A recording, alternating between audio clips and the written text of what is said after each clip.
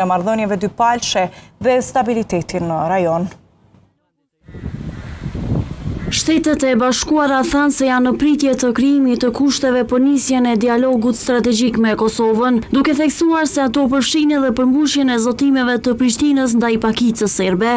Një zëdhënës i Departamentit Amerikan të Shtetit rikujtoi se dialogu strategjik u pezulluan në shtator të vitit 2025 për një periudhë të pacaktuar, për shkak të, siç tha ai, shqetësimeve lidhur me veprimet e qeverisë në detyrë të Kosovës.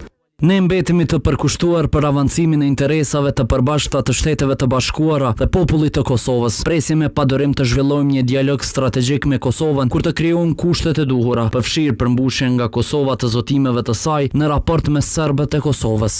Departamenti i Shtetit nuk dha një afat se kur mund të nisë dialogu strategjik dhe nuk i specifikoi më shumë hapat që i pret nga autoritetet e Kosovës.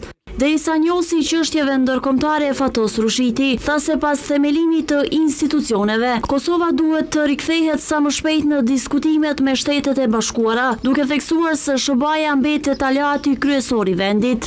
Statën në të cilën është Kosova, sigurisht edhe kryeministri në detyrë dhe njeriu kryesor i politikës këto vite në vend, Albin Kurti, unë mendoj që ka ardhur koha që seriozisht të qaset rikthimit të dialogut strategjik me SHBA-n, do të rikonfirmonte aleancën e përjetshme në thojza që ka Kosova me SHBA-n. Rushiti vlerësoi gjithashtu se marrëveshjet ekonomike dhe energjetike mes SHBA-s dhe Kosovës, përfshirë projektet që lidhen me gazin amerikan, mund të krijojnë kushte më të favorshme për dialogun arshëm mes Kosovës dhe Serbisë.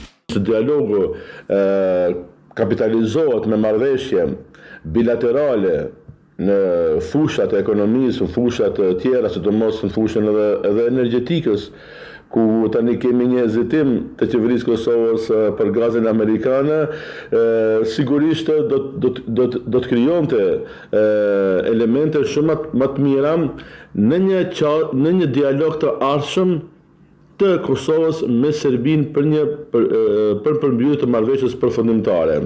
Ky dialog ishte pezulluar në shtator të vitit 2025 për shkak të shqetësimeve të Washingtonit lidhur me veprimet e qeverisë në detyrë të Kosovës. Megjithatë, SHBA-ja thekson se mbetet e përkushtuar për forcimin e marrëdhënieve me Kosovën dhe se është e gatshme ta rifillojë dialogun strategjik sapo të plotësohen kushtet e kërkuara.